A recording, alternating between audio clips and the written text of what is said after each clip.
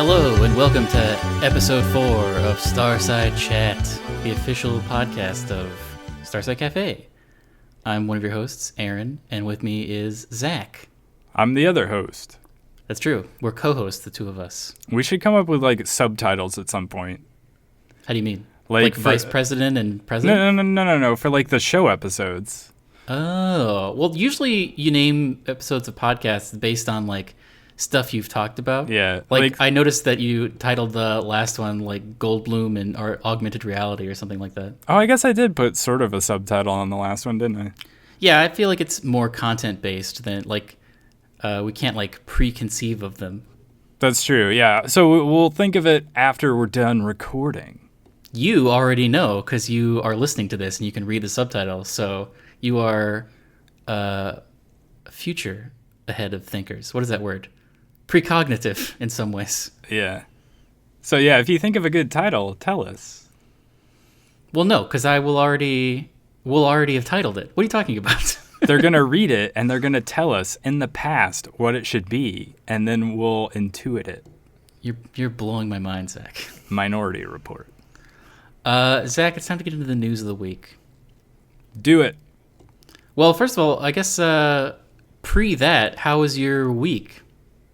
I mean, it was fine. How was your week? Anything exciting happened? Mine was good. It was a little bit too cold for my liking, but It was cold, and it snowed like a whole bunch the other night. It's true. And now it's gone. I guess one thing that happened to me that's interesting is I have realized that I've become a Domino's boy. Oh, that's right. You did become a Domino's man. I'm a big Domino's man, and I love the app, and the pizza's good, and I'm getting those pizza points, and you know what?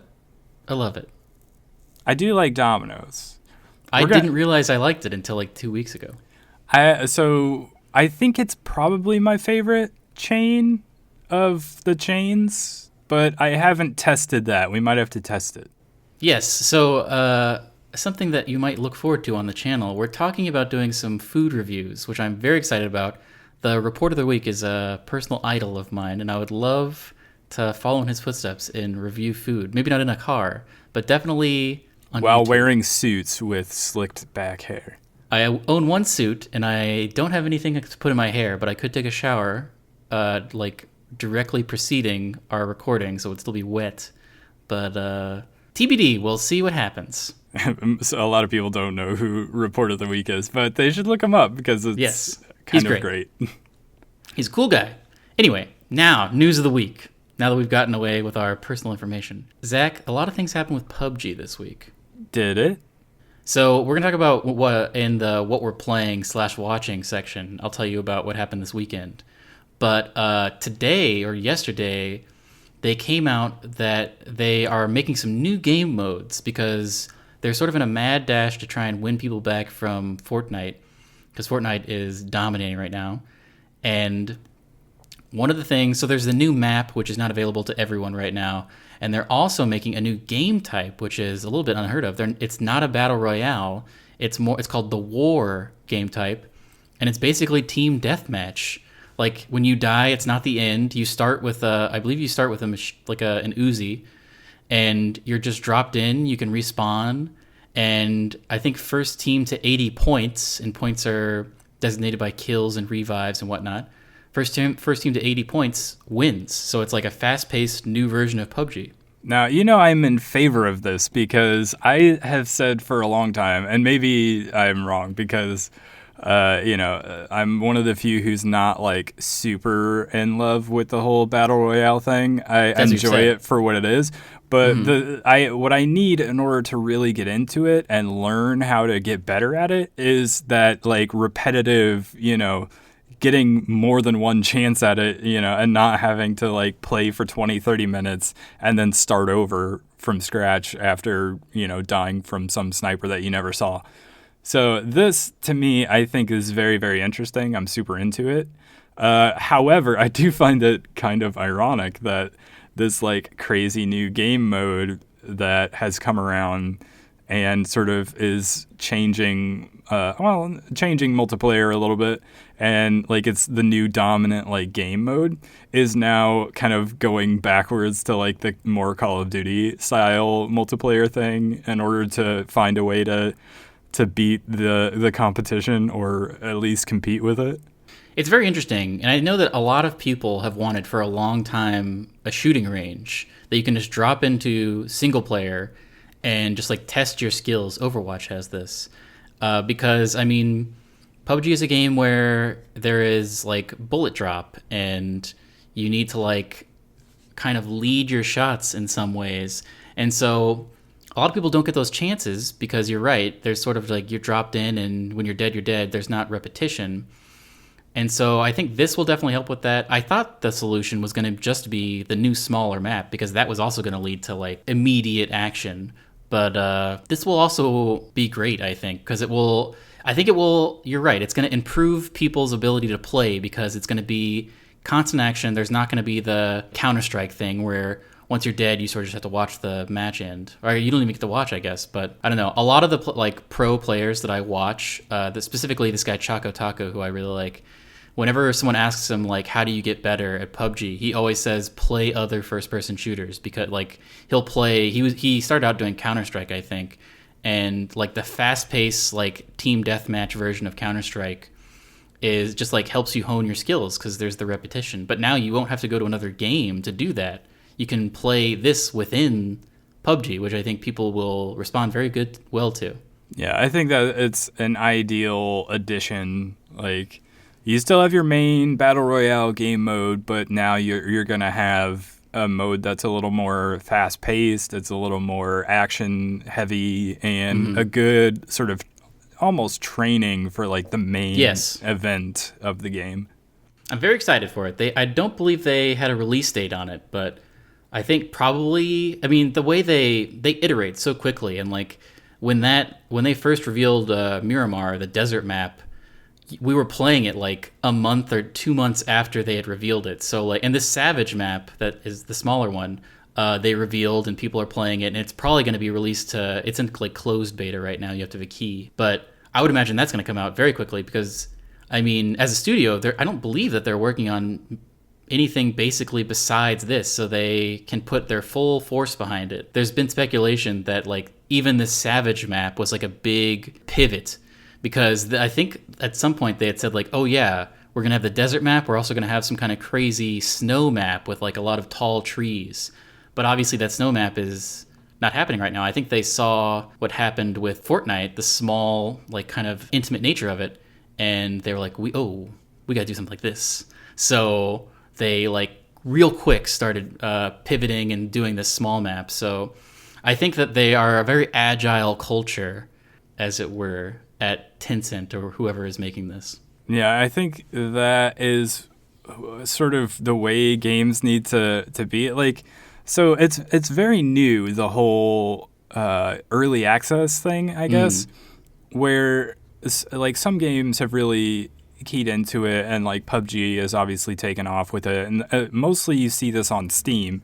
But like I was saying when we were talking about Sea of Thieves, that games need, like developers need to change the way they think about releasing games, because if you release it for like, $30 at, in early access, people don't necessarily expect, a perfect complete game, and you're sort of allowed to iterate and you're allowed to like add more stuff in as you go.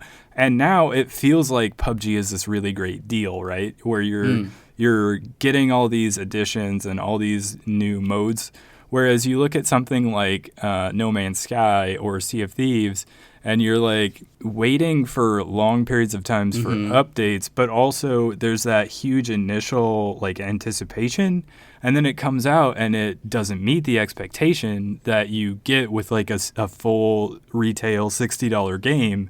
And because of that, there's this massive drop off, and they just hope like a year later, by the time the game feels like a full release, that they can bring the audience back. I think this is the way to do it, where it's you don't get like the full price up front, but it's in early access. And so even if the game is a little light on content, it's okay.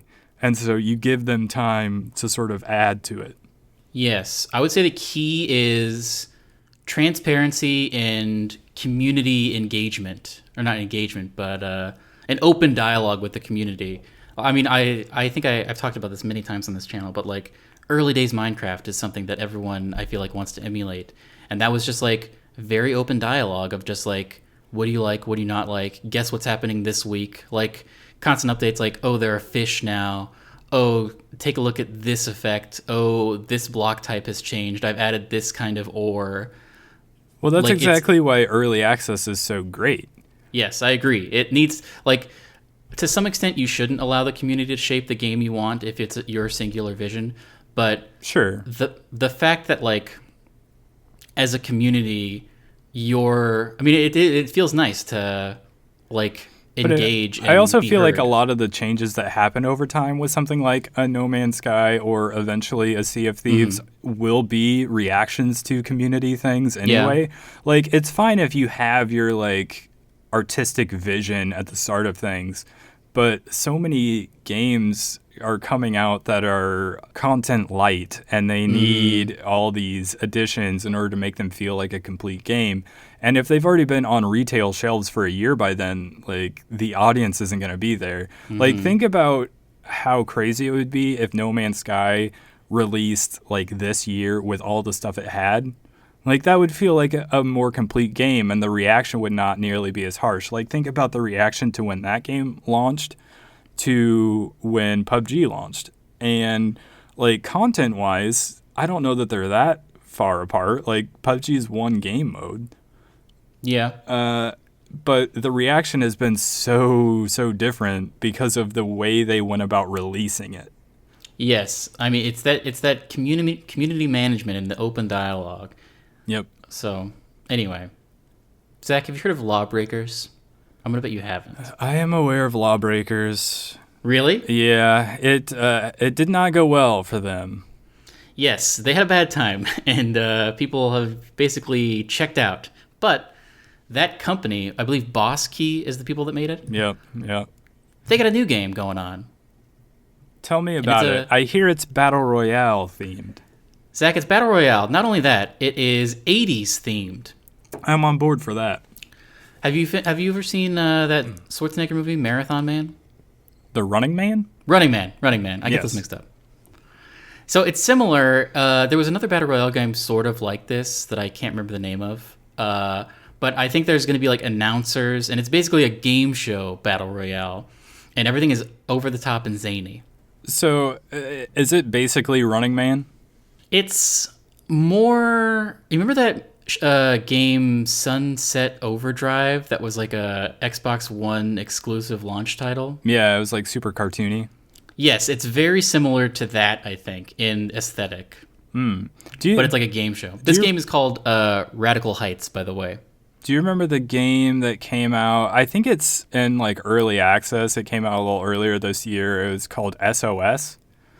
It was basically like a game show, sort of a survivor situation where you have these people on an island, and it's set up exactly like a game show where you have these introductions before the match actually starts, where you have these people, or you have the avatars, obviously, so you're not actually seeing like the cam of the person playing, but Yeah. they have like 5-10 seconds to say something at the intro or whatever, and then they all go to this like island and they find gear and stuff like that, and as they come across other people, they can choose to like, you know, high five each other or to essentially be in like be friends or whatever, to say they're not going to hurt each other.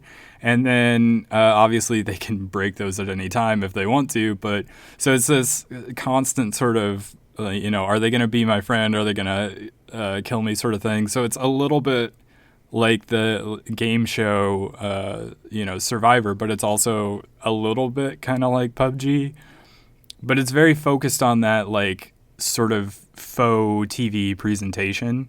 And so it seemed like it was going to be this like perfect streamer game. It was like the most streamer centric game that I could think of at the time it came out, or when it first came out and I was watching it. But does not seem to have taken off on Twitch the way I thought it was going to. Yeah, I don't even remember. I don't know what you're talking about at all. I should show you a video at some point and see what you think of it. But this sounds a little bit like that, maybe, but a little bit more Running Man themed. Yeah, there's not really a like be friends or not be friends type thing. It is a battle royale through and through.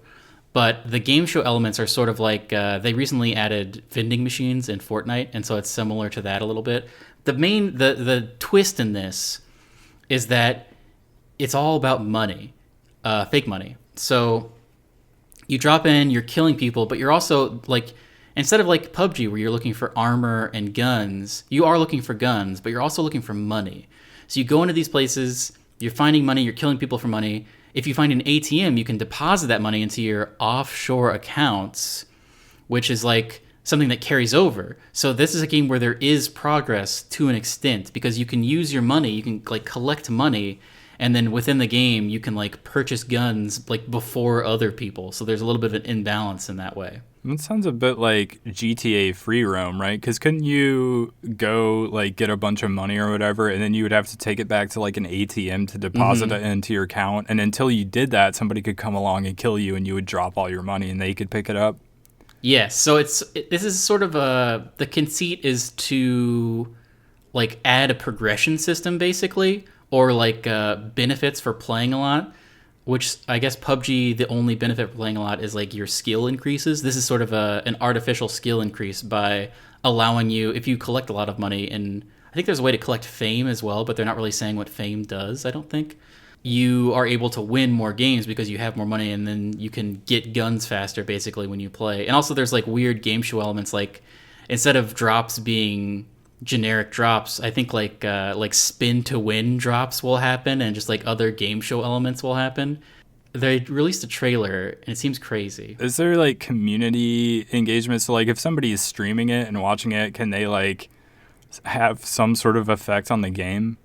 I don't know. We could find this out, Zach, because guess what? It comes out in 2 hours. What? Available, it's free to play starting April 10th, which, if my calendar is correct, is tomorrow for us recording right now. It is. So this could be something we could do a video on and sort of explore it. Is it free to play, or is it, how much are they charging? It's FTP. Well then, we should definitely try it out. It's on Steam then, I assume? It's on Steam, yes. FTP on Steam. Gotcha. That's right. Something to look forward to. Maybe a video later in the week if it really takes off. I'm interested to see how all the money systems... And I mean, to be honest, I like the aesthetic. It's definitely early access. You can tell some of the animations are placeholder. But and I believe they like produced it in like 5 months. It's like a passion project. But I like the aesthetic, and there's like trampolines. So are they saying this is early access? I believe so, yes. Okay. I think that they are. So, well, hopefully it does better for them than Lawbreakers, because Lawbreakers was like they say it wasn't, but like when you look at that game, it just looks like a bland Overwatch ripoff. Yes, it was very unfortunate. And so yeah, it didn't last for very long. Zach, game's done quick. That's coming up. It's coming up. SGQ is on the horizon, and this week they have released the games list. They haven't released the times yet. They're probably still trying to calculate that. But the games list has come out, and there's some really interesting ones. For those that don't know, there's Summer Games Done Quick and Awesome Games Done Quick. Awesome Games Done Quick is in January, and Summer Games Done Quick is in June, I want to say. Usually it's around E3. Maybe it's in July. Explain like kind of the, like, I guess, background, or like what really is Games Done Quick. So it's a charity for, I believe it's usually Doctors Without Borders is the main one. And what it basically is these people take over a hotel for a whole week, a week straight. And it's all about speedrunning. So people submit their speedruns, and then the staff kind of like curates and figures out what they actually want to do. And then they catalog them. and put them out. And so for like 24 hours a day for a 7-day week, they are just constantly doing speedruns. It's a very impressive technical achievement because like people are speedrunning things on like NESs as well as like top of the line PCs, and it all is pretty much seamless. And there's like always like fun things that happen, and I find speedruns very fascinating. And But it's also like happening all the time, right? It's like a sort of a 24, almost 24/7 sort of thing. I did say 24/7. Oh, did you? I was sorry, I was not listening. But so the one thing that, like, I generally don't end up watching a lot of GDQ live because of the fact that most of the games that I want to watch are happening at like 5 in the morning or something like that. Yes, especially like long form games. Like they did a like 100% version of Final Fantasy VII, which was like an 8-hour run. So like those kinds of things, they'll start at like midnight, or they'll have like an awesomely, what would they call it? Like an awesomely bad games done quick or something. That is also like a PM or like an early AM type thing. But they archive them all on YouTube pretty quickly. Yeah, that's where I end up seeing most of the ones I actually want to watch. So usually I'll watch them after the fact on YouTube. So that's another option for you if you're at all interested in this. But I wanted to talk about a couple of games that they have this year. A Switch game. I guess it's not Switch exclusive, but this game Celeste, which really I think lends itself to. It's a very tight platformer that came out on Switch, but also on PC. It's being run on PC. Is happening, I think, in the first day, and then Cuphead is another one. It looks like they're doing. Watching someone who is super good at both of those games would be really interesting to watch. Yes, those I'm games very are excited. Very attractive to look at, but they also are very hard to play. They have estimated times of finishing. You have to submit those with your run. And the Cuphead one, it looks like they're doing two ones. They're doing regular Legacy all flags. I'm not sure what that means, but that's only going to take 45 minutes. And they're doing 100%, which is going to be 55 minutes, only 5 minutes longer. There's usually a Dark Souls run. Looks like there's one. They're doing an original DSX run, which will be very interesting. Early PC games from like 90s and like the early aughts are very fun to watch because you can they break in a very interesting ways. They're doing a Divinity Original Sin 2 any percent run, which is only going to take 40 minutes. Ooh, I would definitely watch that. There was one I was very excited about. I'm just scrolling through them. Yeah, so the thing that is very interesting to watch about these is the way that the people that play them find to essentially break the game so that they can complete them much faster than anyone would normally do.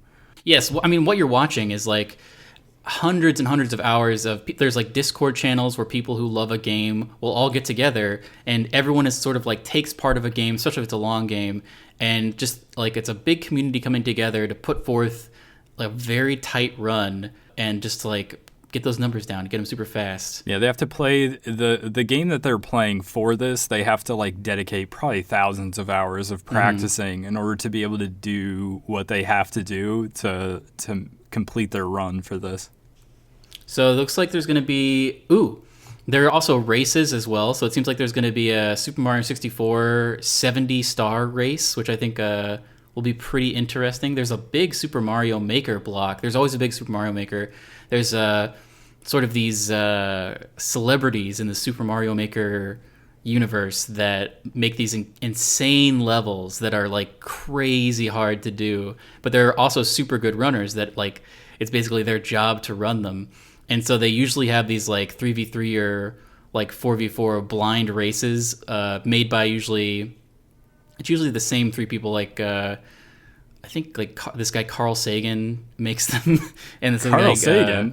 Yeah, he's like, I think man, I hope I'm getting this right. I think he's like one of the best ones. No, it's not the Carl Sagan. Okay. But an interesting thing actually. So what would you say the number one thing that came out last year is that you want to speedrun? Well, Cuphead, but Super Mario Odyssey? Yes, I would say that as well. That is not included in the base marathon. What?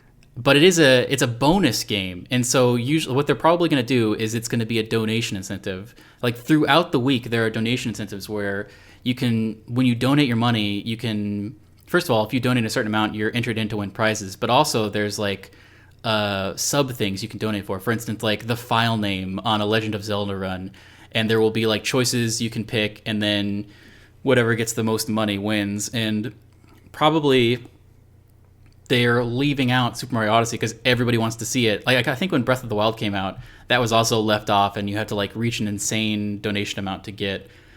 But Super Mario Odyssey is probably like definitely going to happen because everybody wants to see it, and they're going to use it to earn a bunch of money for their charity, which is great. But also, like, I can't imagine it's probably going to be a crazy donation incentive because they know everybody wants to see it. Yeah, that's true. That would be sort of the big game to see, especially of games that came out last year. But anyway, this is something I think we were going to do a separate video wholly on Games Done Quick because I mean, obviously, like the awareness of it is like reaching peak. Like it's always the number one thing on Twitch the entire week, and people are aware of it. But I think like the most coverage it can get, the better, because I think it's great, and I want to do a little like top 5 games I'm looking forward to SGQ 2018. I'm definitely interested in seeing that because like I said, I don't get to watch a lot of it. I tend to watch it, the stuff that they end up putting on YouTube. So I'm interested to see which ones that I should pay attention to for later, like when they show up on the YouTube channel. Yes, and maybe even like after the fact, if I like, I will probably watch a majority of SGQ, and so maybe we can do like a little roundup after the fact of like the best things to watch from this with a whole bunch of links so you can go straight to the VODs. Yeah, that's a really good idea, yeah. Zach, last week we talked a lot about augmented reality. We did. AR is the shorthand for that. Aaron's reality.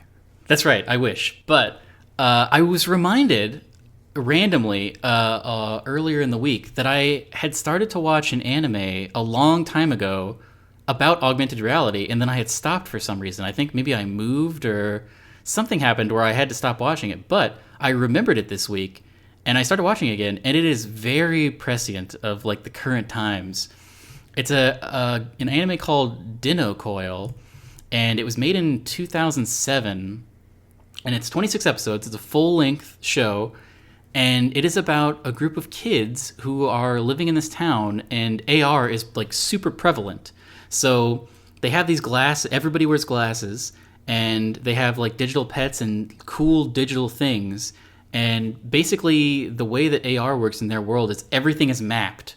So like it's not tied to your glasses. You're just seeing the mapped out world of AR. So like they have, I've only just started rewatching it, so I don't know a lot of the plot, but for instance, they have this dog that is a digital dog, and they can see it, but it can like run off and get lost. Like it's not tied to them. Like it exists in this AR world, and it's a really cool anime. I don't know why, like it's not popular for some reason. Such to that, like I had to watch like fan subs of it because I can't even find like a way to buy it anywhere. What was the name of it? Dino Coil.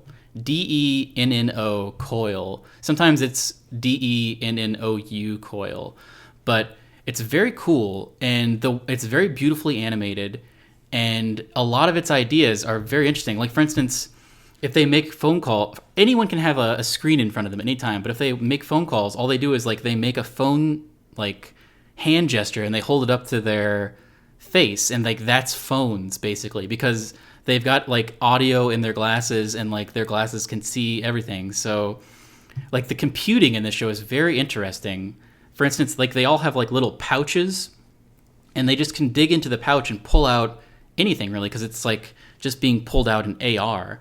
So they use a bunch of weird little hacks that are like semi-legal that allow them to basically perform magic within their like AR world, and it's very interesting. And I really don't understand why it's not more popular, but maybe it will be in the coming months and years when people rediscover it, when like AR becomes a big thing. So does it like, do you feel like it sort of is predicted a little bit of where things might seem to be going? For sure. Like, for sure people are going to have AR pets, and probably for a long time it's going to be tied to the computer that you're holding with you.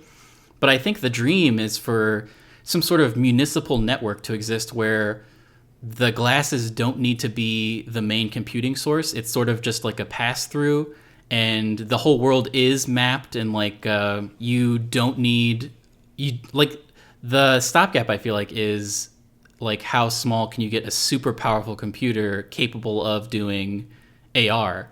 Like, can you fit in the glasses, or can you just sort of let it tap in through to some kind of like cloud that has already accessed or that has already mapped out the entire world? I think that's maybe a better way to do it. I also don't know anything about computer science, but I don't know. Like watching this anime is just getting me jacked all over again for AR, and I think it's great. I mean, I've only watched the first 2 episodes. I think I only got 10 episodes in when I watched it like I don't know 5 years ago, and then I stopped watching it for some reason. But I'm very excited to watch more of it because it's I don't know, it's just it like AR makes regular life a game, which is great. Yeah, that's why I think AR is more practical than VR. Like I said this last week on the podcast, like I'm way more interested and invested in what's coming up in terms of AR than VR, because like VR is fine. It can be fun, and if the world ever turns post-apocalyptic, we might need an oasis, but like AR has very, very practical applications, and it could be like the future sort of personal computing device that we walk around with every day. It could change sort of the way we live and look at things in a very real and sort of tangible way that we, as we are just basically walking around in everyday life. Yes, and to that, I have another news item that I'd like you to take a look at. So we talked a lot about Magic Leap, and this is not Magic Leap. Very confusingly, there is another technology that is called Leap Motion, and Leap Motion has been around for a long time, and like people will strap it to like the front of like DK1 Rift kits and things like that. And Leap Motion is basically mapping your hands, and people use this in VR to see their hands. But Leap Motion just came out with an AR headset, sort of. And if you scroll down to these twit pics, which I will post somewhere, you can see like the crazy things you can do with this. Like the one-to-one, the thing about Leap Motion is it's like one-to-one pretty much hand tracking, which you can do a lot of interesting things with. Are you looking at these? Yeah, I'm looking at it right now. Like that thing where he flips his hand over and there's an ABC that he can tap and it's just like flaps. Did you see that? Virtual wearables is what they're promoting. Yeah, this looks crazy. This isn't, and there's like sort of ambient occlusion, or just like occlusion basically, where you can see like the cube is in front of you and then it's behind your hand. I'm not really describing this well. But like it's basically something you need to see. It's reacting to what's happening in real life. Exactly. And it's very cool. And this is basically what we were just talking about, but in the real world. And I know that Magic Leap incorporates hand gestures in some way. Not Magic Leap. Magic Leap does in some way. But this Leap Motion, its main thing, like the starting technology is hand tracking. So they are using that to make the leap into, man, it's very hard to talk about these two things back to back. So I think like a good way of describing it so that people can know what we're talking about, like think Iron Man, like when Tony Stark is in his sort of workspace and he's like picking up the little designs for his Iron Man suit and he's like moving it around and he's like throwing stuff in the trash. It looks a lot like that, but instead of it being projected out, you're like seeing it through like a headset. Exactly. So to recap, Leap Motion is this hand tracking that just came out with an AR headset. Magic Leap is the headset that is yet to be like shown to the general public. They have like a render of it, but I think they share a lot of technologies, and I'm very interested in both of them. But this week, Leap Motion is the one that came out with something. Man, I really wish that they both didn't have leap in the title and then an M word. It's very hard to keep track. It is going to be really hard to differentiate those. And like if once they come out with like a consumer ready product, people are going to be so confused as to Like, wait, is that the leap motion or the magic leap? Or... I mean, in an ideal world, they'll merge, and I know this is probably not going to happen. But wouldn't it be great? And then it could just be one thing. But I don't know. I saw these little tech demos, and I was very interested in them. But Zach, now it's time for you to pitch something to me. Yeah, so I said before we started recording that I had a little pitch for you that I wanted to get your opinion on. So I'm very excited for this. you should keep your expectations tempered. They're sky high right now. Nope, too high. Bring it down a little bit. So, right. like last week, this kind of does coincide with the whole AR VR discussion, because we were talking about last week how somebody was saying that we're going to have console quality games on mobile devices. Yes, the CEO of Epic. Yeah, and so then you asked me the question, do I think that like the next PlayStation will just be like a phone? Mm-hmm. And I don't think so. I had more time to think about it. I don't know why, but I randomly thought about it. And so I was like, what could they do? Because like the Vita obviously didn't work. It didn't sell super well, and Microsoft doesn't really have a mobile platform right now.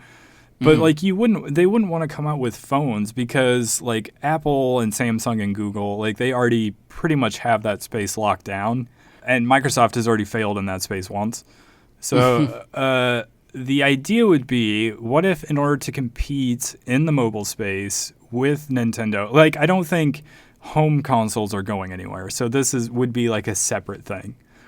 So in order to compete with Nintendo, but without trying to also compete with like Android and iOS, if Sony and Microsoft also started like licensing games for Android and iOS, and they start selling like a Moga style bundle that pairs like a Bluetooth PlayStation or Xbox controller that has like one of those clips that you can put your phone in, or like a stand that you can stand a tablet or phone up on, and then like it would pair through their mobile app.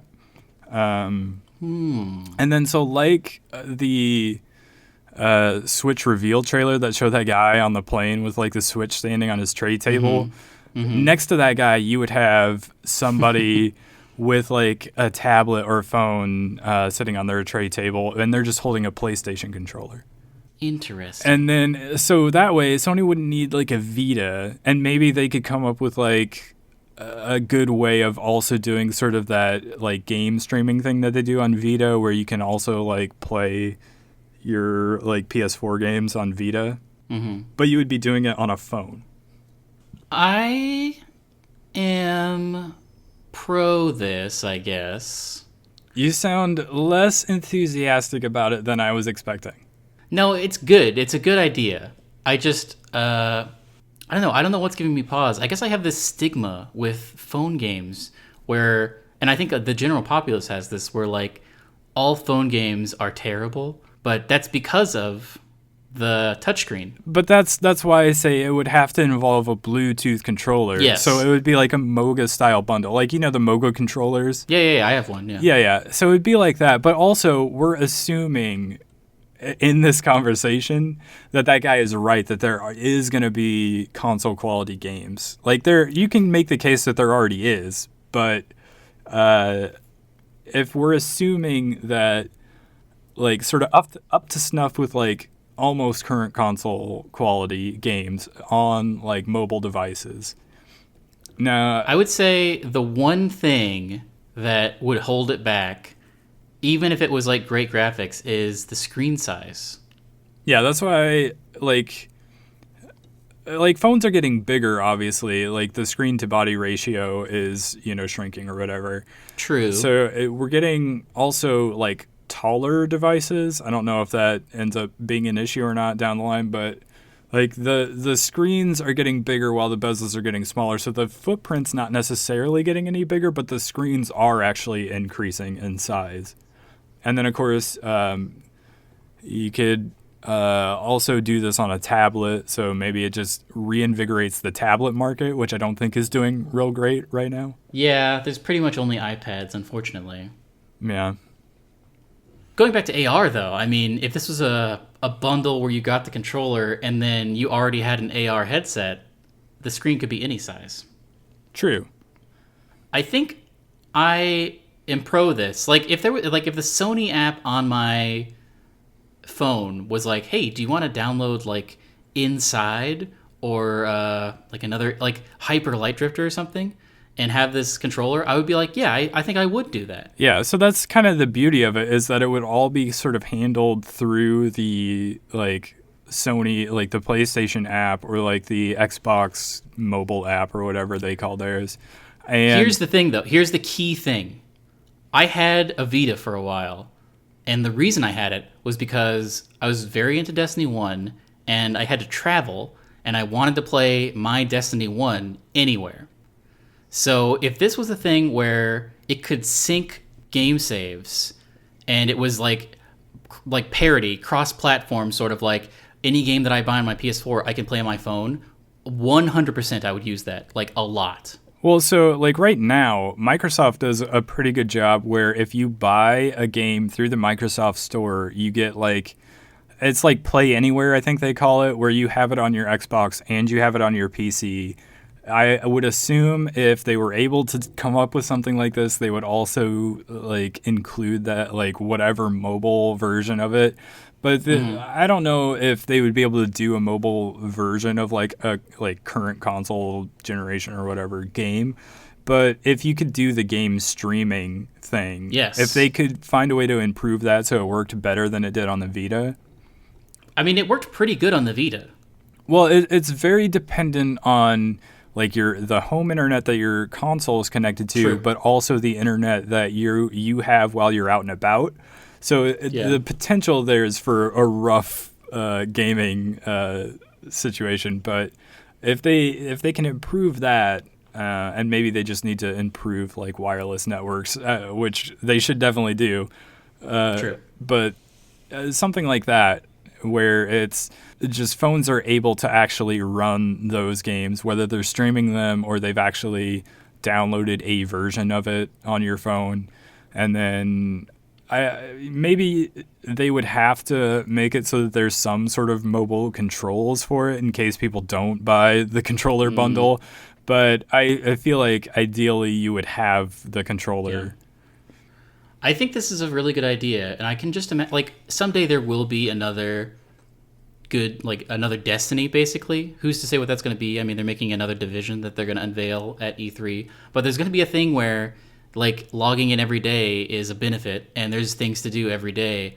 And, like, when people travel and they are, like, in a hotel room and they have Wi-Fi, or, like, they're at their parents' house for Christmas or something and they have Wi-Fi, if, like being able to not have to bring your PlayStation, like you can bring your Switch anywhere, which is great, and to have that functionality to stream like the Division 2 to your phone, like anywhere where you can get Wi-Fi, I think it's very compelling and could possibly happen. I think you're right. Well, and so the reason why, like, where games are at on a mobile device right now is so kind of mind blowing. Like, I remember the early days of the 360 when I was first sort of dipping my toes into Xbox Live, and it was like blowing my mind that I could like play a game with a friend, who lives, across town or whatever, and we could be chatting and playing, and it was like those old LAN parties or like couch co-op or whatever, but we were able to play even when we couldn't like hang out in the same space.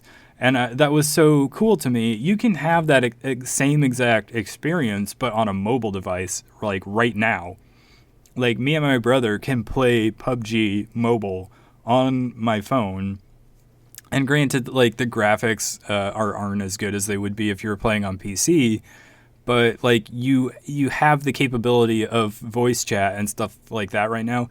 You don't currently have that on the Switch. So phones, while graphically speaking, aren't delivering quite the same like quality of gameplay that you're getting on a Switch. Like there's already the precedent for like a better online experience on a mobile phone than there is on a Switch right now.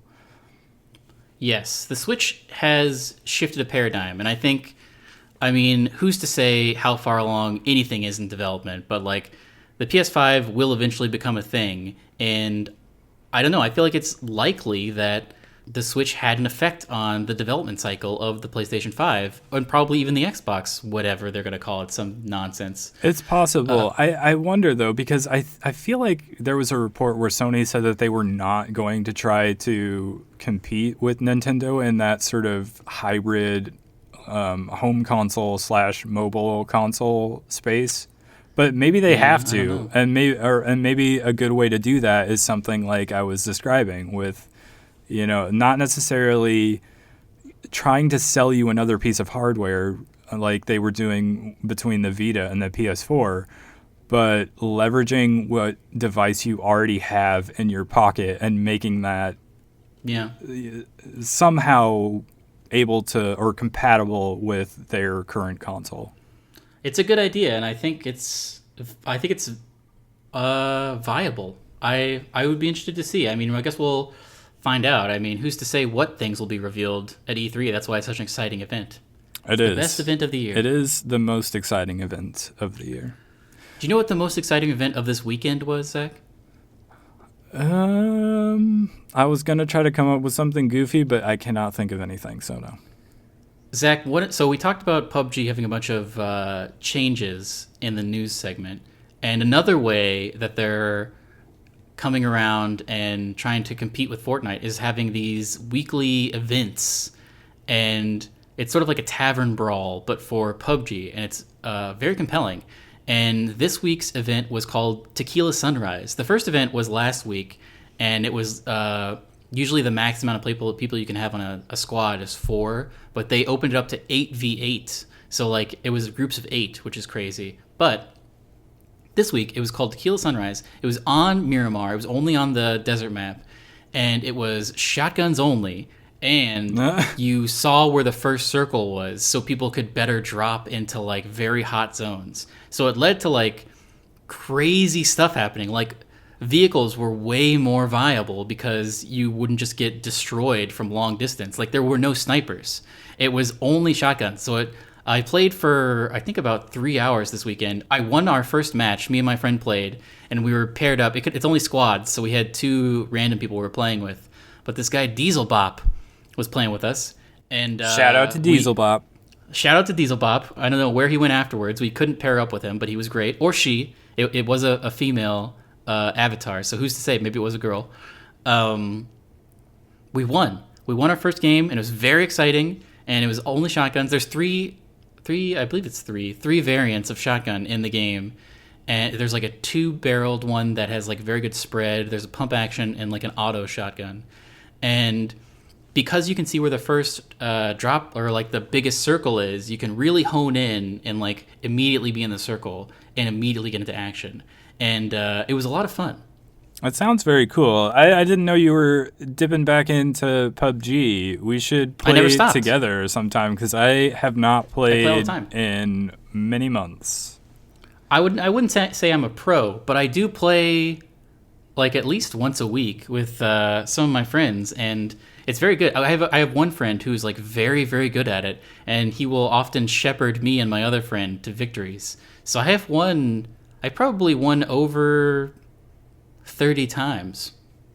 Well, then I should get in with you, and you should help me win because I Yeah, don't for think sure. I've ever won, and I've only played like a handful of times. I have It's great. played lots of mobile PUBG though. Yeah, maybe that has increased your skill. I doubt it. Have you been playing anything? I have. So I started Long Gone Days. We talked about this game a couple weeks ago, I think. It's hard to describe because it's an anime art style, but it's like an old school RPG that has so you're like sort of an not isometric. I guess it's kind of an isometric, but you're like walking around and you'll go talk to people. Just think old school RPGs and like with the turn-based combat, and you'll have a sense of what the game is like. But there's also these segments where it becomes like a first-person shooter, and I'm very interested in that because I watched a trailer for this and I didn't see any first-person shooter parts. well, so not the way you would think. It's more like you're just controlling sort of the sniper, so you have a scope. You don't see a gun or anything like that. You just see through the scope, and you're just sort of moving it around the screen until you find an enemy, and then you're firing at them, and you only have so many bullets or whatever. So it's not like traditional first-person shooter. I don't want to throw you off by saying that, but it Oh, is it is sort of a first-person view. it's like Duck Hunt. Yeah, kind of like that. So it is very, very old school, and I'm pretty into it. So far, I have found that the turn-based combat can be difficult. I don't know if I just went the wrong direction and wound up at a higher level spot than I was supposed to be, and I am struggling because of it. But I when I stopped playing, I played for maybe an hour, hour and a half, and when I stopped, it was because I had hit this spot where it was me and like I had one other person with me in the game. Like you can have a companion, I guess, or I don't know if you can have more than one or not yet. But I went up against these like three enemies, and I was constantly missing or they were dodging or whatever whenever I would do an attack, and they were hitting me every time for big damage, and it was very, very rough. So I don't know if it's supposed to have that sort of difficulty spike right there at that particular spot, or if I just need to go back and do some more exploring or not. But so it's made by a development team out of Chile, and Oh, the game takes place in like this dystopian future that I want to say is like Poland or Russia, and you are like this sort of new recruit soldier in this military. And I don't know if it's a spoiler to say, like, I can maybe describe what happens in the very early going of the game, but you go out in this mission and you're like sniping these people, and then eventually you realize that you're kind of killing these innocent people, and oh so you no. try to like flee the scene, but you like need the help from your medic friend to sort of get out of the base or whatever. And then and he sort of unwittingly helps you because he's trying to be friendly, but he also doesn't want to like desert or get into trouble for doing so. But because he leaves with you, the enemy or the army sort of turns against you guys because you're deserters, and they're very violent. So they will kill you on sight, basically, or they will try to.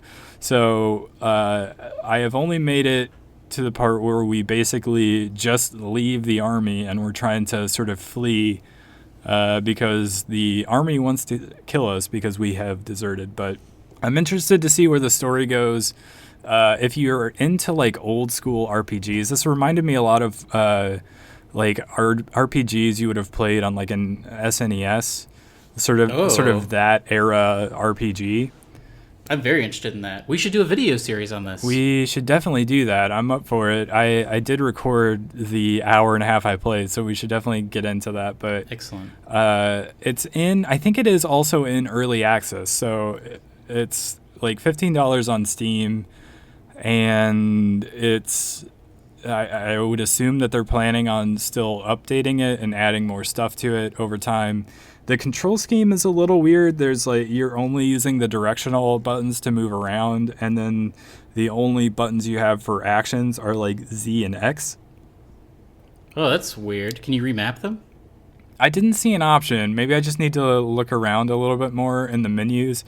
Movement was a little bit clunky, so it is. You can tell it's like early days of like sort of a small development team sort of putting this thing together.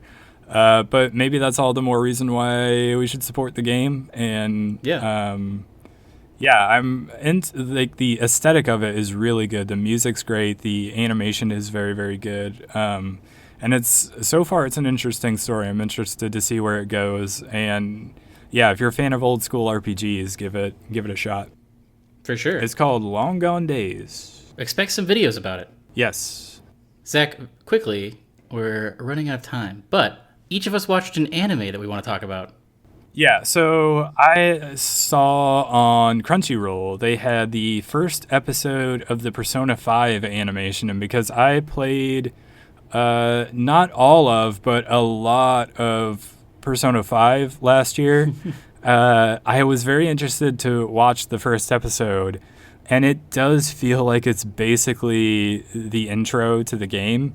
Like they're keeping pretty well in line with the way the game started out, which is cool. I think it's nice that they're not like changing it in very vast ways. So it's kind of nice that if you didn't play the game, maybe you could check out the first episode, I guess. But So the thing about the game that kind of made me hesitant to get it is it's one of those games where like every single day you have a set amount of time and energy, and so you have to like really think about what you want to do that day. And I like it seems like you can make wrong decisions and like waste a day. well, I not necessarily wrong decisions. Like you do sort of have the choice to as to how you want to spend your time. Like you can either spend it working on your relationships with some of your friends. There's like those life sim things, but you can Yeah. also work on increasing your skills. So there's like 5 different skills in the game, and so you can work on upgrading those as well. And so there's like maybe an optimal way to go about it, but there's not necessarily a wrong way to go about it. So are you gonna continue to watch the anime? I think so, yeah. Especially since like I'm well through like the first arc, and so I'm interested to see the whole thing play out as an anime. And the thing that was interesting to me was how they're gonna handle the main character. Because in the game, you name the main character what you want to name them, and like I guess there is a voice actor that does the main role, but you're essentially making all the decisions. You're picking the voice options or the speech options in the game. So I was very curious to see how they handle, I guess, making canon whatever the main character does and how they sort of chose to go about that. And yes, Maybe I should watch it. Do you think I should watch it? you should watch the first episode because it doesn't give too much away. It gives you a taste of it. And then I guess, I don't know, like, I'm not sure whether you're going to get around to playing the game or not. We should do a video on the game itself because the game, I think, is great. It's very, very long. It's a massive time sink. So, Yeah. I guess, alternatively, if you know you're not going to get around to playing the game, you could just watch the anime. It seems like it's going to stick very close to what they did with the game and with the game's story. So you could essentially get the sense of the game, or I guess have the experience of the game without playing it. Maybe I will, Zach. But you'll have Maybe to I will. obviously wait for each episode to come out. True. I watched an anime. What did you watch? So it's like the new it's spring 2018 season of anime just started. That's why there's all these new animes.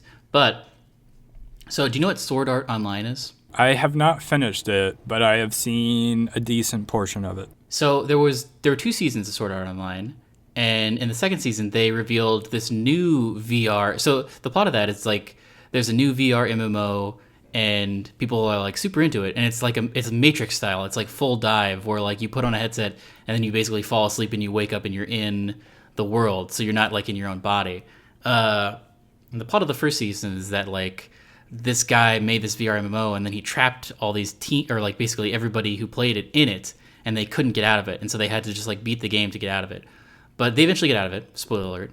And Oh no. in the second season, they reveal this new game called Gun Gale Online, which is sort of like it's like a guns game, basically. It's like a gun gale game? Well, what it is it's basically PlayerUnknown's Battlegrounds. It's like a battle royale type game, but it's like a VR MMO.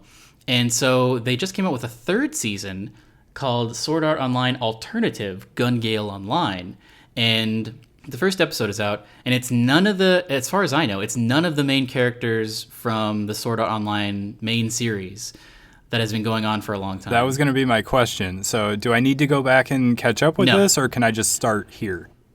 You can start here. All you need to know is that VR MMOs exist, basically. It does a great job of telling you all about the world. And I believe this is just going to follow this one girl who plays it. And it doesn't reveal a lot about her character in the first episode. But it looks like it's going to be pretty good. It's what's crazy is it's basically PUBG the anime a little bit. Like, there's even some of the same, like at one point in the first episode, they hear shooting in the distance, and the guy that the girl is with is like, oh, they're using 7.62 ammo. And she's like, you can tell that just from listening? And he's like, oh, yeah. Which, like, you can totally do in PUBG. And I was like, oh, man, that's crazy that they're saying the same exact things. Yeah. I guess I assumed a lot of things in PUBG. I don't know anything about guns, so I was just like, oh, they made up all these things. But I guess 7.62 ammo is, like, a thing. Not important. But anyway, I really like it because I love VR MMOs. Is it that military aesthetic? A little bit. It's more like far future dystopian. Like the main like area of. Well, it'd have to be. It's sort of. I guess that's the battle royale thing. Yeah, like it looks like a crazy like futurescape in Gun Gale Online, and they're dropped into these like. It's very similar to PUBG, where it's like abandoned cityscapes and things like that. I'm really enjoying it, and only the first episode has come out, but. It's basically PUBG the anime, except with like, I think it's going to have more charm than PUBG does, which is just like very raw and realistic. But something to check out if you have a Crunchyroll subscription. Sword Art Online Alternative. I did subscribe to Crunchyroll in order to see the first episode of Persona 5, so I will probably definitely watch this episode. Yes, totally check this out. Because the thing that I love about VR MMO type shows is like, there can be someone who's like super famous in the game, and then out of the game, they're just a regular person. So it's sort of like a superhero thing where you'll meet someone in real life and you don't realize that they're this crazy person in this other world, which is probably going to happen in this. And I love that reveal. So it's like Ready Player One. Yes, it's similar to Ready Player One in a lot of ways. But I don't know. Anyway, that about wraps it up for this week. Like and subscribe. Do you have any parting words? Like and subscribe, Zach. That's my motto. I mean, I have already liked and subscribed by this point. You should definitely follow our Twitter.